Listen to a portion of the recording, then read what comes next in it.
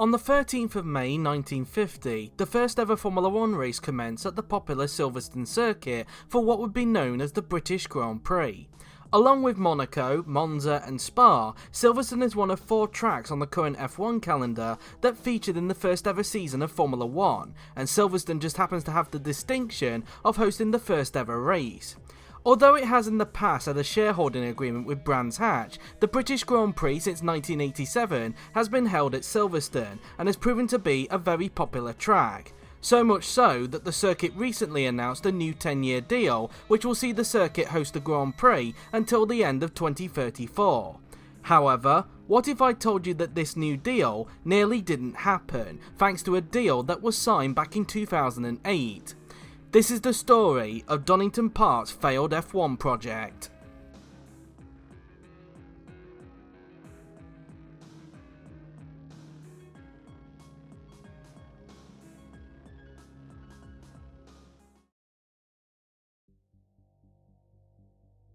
On the 11th of April 1993, the European Grand Prix returned to the calendar for the first time since 1985, after the Asian Grand Prix, which was set to be held at the Autopolis circuit in Japan and held a week beforehand on the 4th of April, was cancelled due to plans for the race failing to materialise. So instead, the Sega-sponsored race was relocated to Europe, and specifically in the United Kingdom at a circuit located in Leicestershire, or Derbyshire, or Nottinghamshire, or wherever the bloody circuit is. Either way, it's located in the East Midlands, that's all you need to know, specifically next door to East Midlands Airport. The circuit in question being Donington Park, which had hosted Grand Prix racing before Formula 1 became a thing back in the 1930s, although the circuit looked relatively different to the circuit that was used in 1993.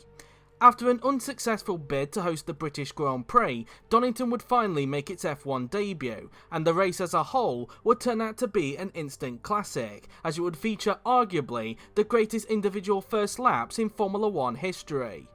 After starting in 4th, and after losing a place at the start to the Sauber of Carl Wendlinger, Ayrton Senna, driving for McLaren, would carve his way through the order, firstly disposing of Michael Schumacher at Redgate before overtaking Carl Wendlinger at the old hairpin. Then, just a couple of corners later, Senna would overtake Hill at the top of McLaren's to move up into 2nd place. And then, to add the cherry on top of the cake, and before the first lap came to a close, Senna, after closing down his great rival Alain Prost, would go down the inside of the Frenchman at the Melbourne hairpin to take the lead before the end of the first lap. From dropping down to 5th, Senna had made his way into the lead, and despite numerous pit stops during the race due to changeable conditions, Senna never looked back and totally dominated the race to record what would be his 38th career win.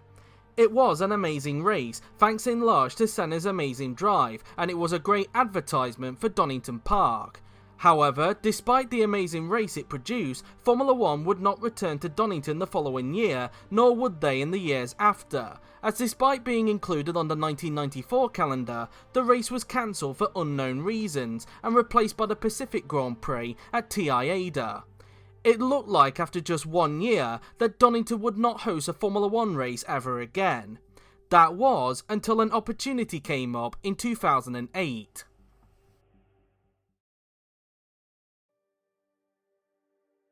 Ever since Silverstone got the exclusive rights to host the British Grand Prix in 1987, F1 Supremo at the time Bernie Ecclestone had expressed his displeasure over the circuit's facilities, believing them to be substandard. This in turn led to concerns not just from the British fans, but also F1 fans in general, as any time Silverstone's contract with F1 was about to expire, fans feared that Silverstone would be dropped off the calendar, given the comments Bernie kept on making in the run-up to every British Grand Prix. Despite these concerns though, and even rumours that the circuit could end up having a shareholding agreement again with Brands Hatch, Silverstone continued to be the exclusive home of the British Grand Prix, with the closest it got to being kicked off the calendar being in 2005, when the circuit struck a late deal with Bernie Ecclestone on a run-up to D-Day for the F1 calendar to be finalised to keep the British Grand Prix on the calendar for the 2005 season, leading to at the time a record 19 races on the F1 calendar. Given the size we have nowadays, the idea of 19 races being too big for an F1 calendar, like people were saying back then, would be laughed at. The late deal in question would see Silverstone host the British Grand Prix until the end of 2009, giving the fans at least 5 years of assurance before concerns about the circuit's future would rife again towards the end of the contract. But with the concerns Silverstone had previously, you would be forgiven for thinking the circuit would get a new deal anyways, right? Well, unbeknownst to everyone, Bernie was secretly doing a deal elsewhere. Back in 2007, Tom Wheatcroft, the then owner of Donington Park, was in the process of selling the circuit's lease to a private company known as Donington Ventures Leisure Limited, or DVLL for short, which was majorly owned by a guy named Simon Giller, a software entrepreneur, and a guy named Paul White. No, not that Paul White, last name spelt different anyways. No, this Paul White, who just happened to be a property developer. Once the lease had been handed over to DVLL, Bernie saw an opportunity and decided to strike a deal with the group. And so, on the 5th of July 2008, the same day that qualifying took place for the 2008 British Grand Prix at Silverstone, it was announced that Donington would become the new home of the British Grand Prix from 2010, signing a massive 17-year contract that would see the circuit host the British Grand Prix until the end of 2026. This news came as a shock, not only because it came out of nowhere, but because the timing of it was significant, given it was announced during qualifying day at Silverstone. The news even took Silverstone by surprise, so much so that the BRDC, the group that owns the Silverstone circuit, put out a statement expressing their disappointment at the news and also the timing of it as well, given it was during the weekend that the circuit was celebrating 60 years of Silverstone as well as 80 years of the British Racing Drivers Club.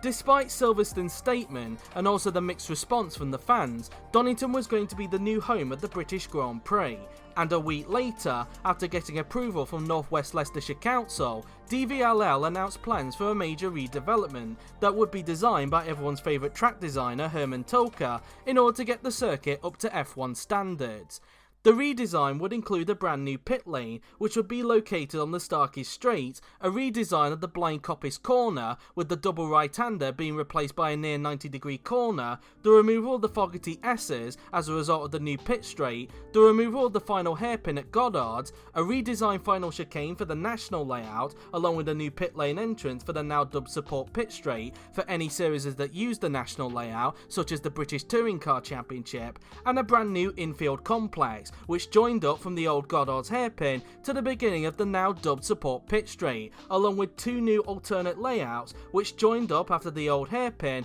and before the Starkey's Bridge on the run up towards McLean's. On top of this, and to reduce build-up of traffic due to the lack of access roads, the circuit would only be accessed via public transport, with a shuttle bus service being distributed from near East Midlands Parkway station, specifically on the Midland Main Line from London to Sheffield. Despite these plans though, it would come at a cost, as the circuit would end up losing the contract to host the MotoGP British Grand Prix at the end of 2009, having hosted the race since 1987.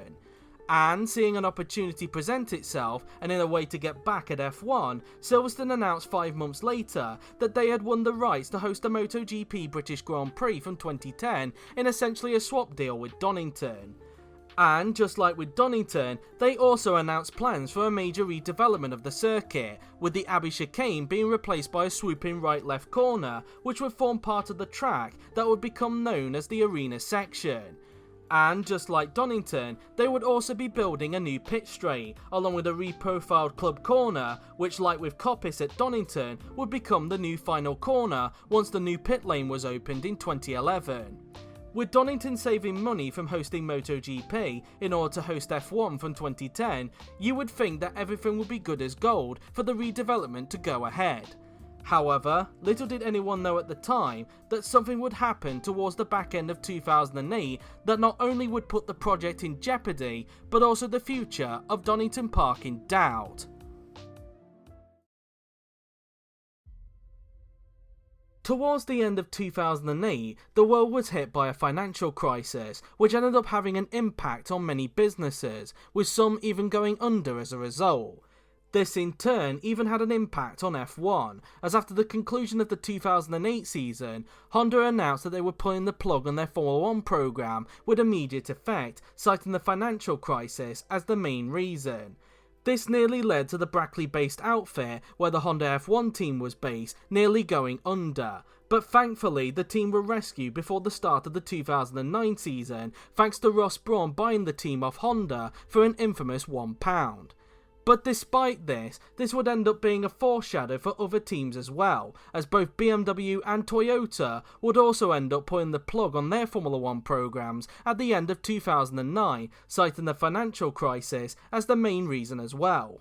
But it wasn't just teams that were being affected by this crisis. In July 2009, it was announced that Fuji Speedway, who were originally planning to have a shareholding agreement with Suzuka, like Hockenheim and the Nürburgring did, ended up pulling out of the deal to host the Japanese Grand Prix every 2 years, with the financial crisis, as you might expect, being blamed for it, with Suzuka ending up being the permanent home of the Japanese Grand Prix once again.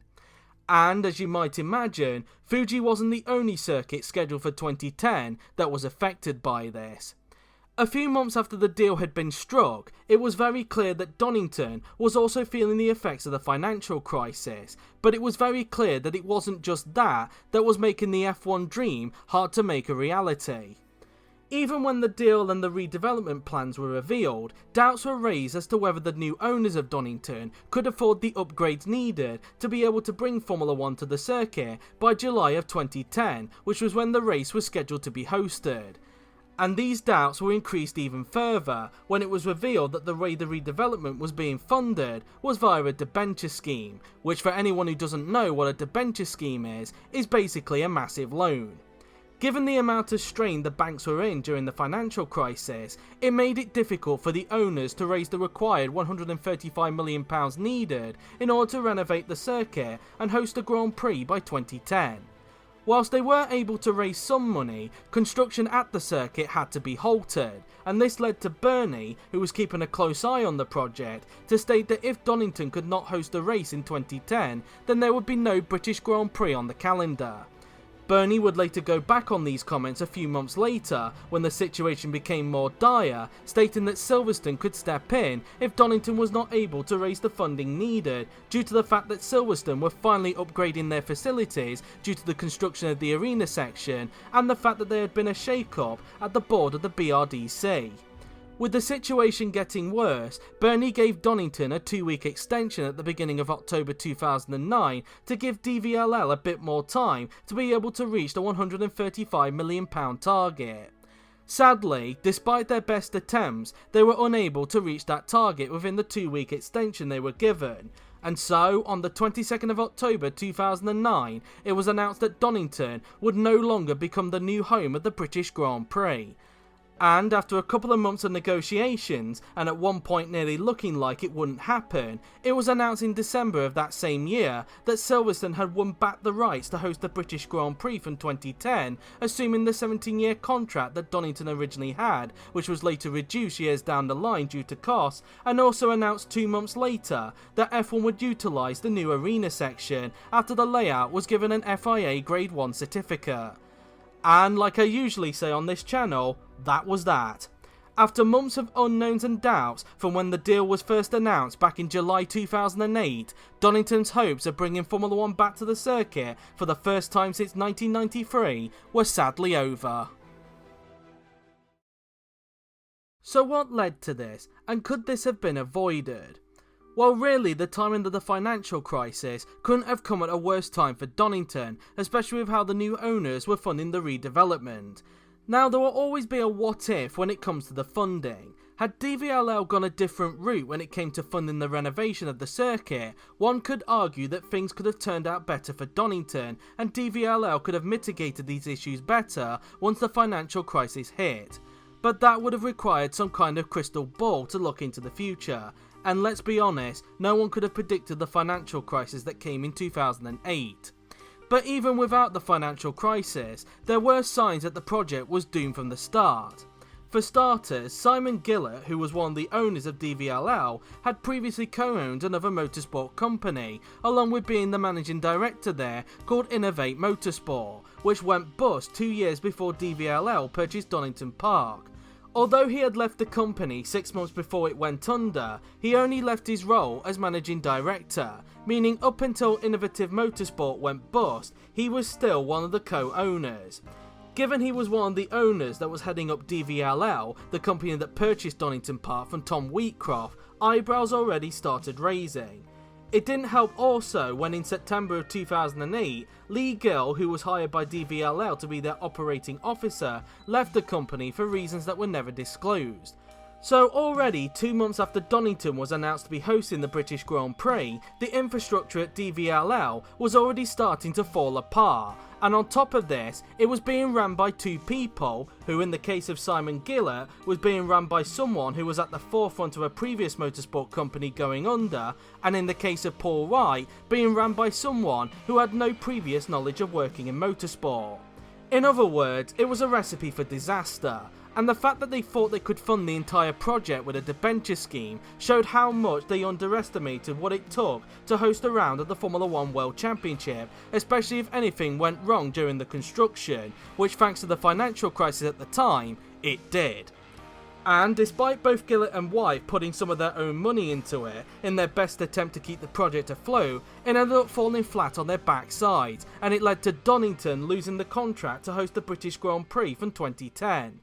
A month after the project came to an end, DVLL went into administration, which saw Donington have no track action on the circuit for nearly an entire year, and almost saw the circuit go bust. After a buyer was unable to be found, which ended up being the reason why Silverstone grabbed the 17-year contract away from Donington, the circuit was handed back to the Wheatcroft family, with Kevin Wheatcroft being the new owner of the circuit as a result of his father Tom sadly passing away in December 2009. The lease for the circuit was originally meant to be handed over to a Worcestershire group called Adroit. However, due to a disagreement between the Wheatcrofts and Adroit, the Wheatcrofts ended up taking full control of the circuit from 2010 and brought the circuit back to its former glory, with the exception of the final chicane of the national layout and the Fogarty S's getting reprofiled, and Starkey's Bridge, which had sadly been removed. The Wheatcrofts would continue to run the circuit until the end of 2017, when the circuit was purchased by MSV, a motorsport company run by former F1 and BTCC driver Jonathan Palmer. MSV continues to run Donington Park to this day, and it's safe to say the circuit has come a long way since its failure to bring Formula 1 back to the circuit, with them continuing to host rounds of the British Touring Car Championship, the British GT Championship, the British Superbike Championship, and most notably, the World Superbike Championship. As for Silverstone, the circuit continues to host the British Grand Prix to this day, with the circuit still using the arena layout along with the new pit straight, which is now named the Hamilton Straight, which they have used since 2011, and the circuit continues to host MotoGP ever since winning the rights off of Donington from 2010. And as mentioned at the beginning of the video, the circuit has recently signed a new 10-year deal to host the British Grand Prix for Formula 1 until the end of 2034, which I'm pretty sure I can speak for everyone is very good news indeed. However, going back to Donington Park, whilst I am glad that Silverstone is still the home of the British Grand Prix, there is a part of me that is sad that Donington never got to host a Formula 1 race again. As mentioned before in a previous video, I am from Nottingham, which is located in the East Midlands, and because of that, Donington is actually my local racetrack, given I live approximately 30 to 45 minutes away from the circuit by car. I was only 10 years old and about to start secondary school when I first heard about the news that Donington would host F1. And it is safe to say, given it is my local track, I was very excited for it, given I wasn't born when F1 last visited Donington in 1993, which ironically turned out to be the first F1 race my dad ever attended. So when I heard about the issues the circuit was having, and then to hear that it had lost the rights to host the British Grand Prix, it made me quite sad. I even did an English school project on it back in year 7, along with a few of my friends, who admittedly weren't F1 fans like I am.